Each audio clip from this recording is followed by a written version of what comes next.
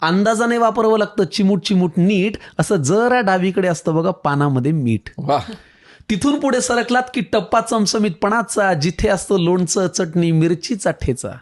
कितीही पथ्य असलं तरी हे खावंसं वाटतंच आणि भल्या भल्या खडकांच्या तोंडाला इथे पाणी सुटतंच. चटण्या म्हणाल तर जवस, कारळ, लसूण, शेंगदाणा, आंबा लिंबाच्या लोणच्याचा चाटावा चवदार बाणा. हा ठेचा आयुष्यात जेवढ्या खाल अनुभवाची साठवण होते, पण ताटातला पोटात जास्त गेला की सकाळी मात्र आठवण होते.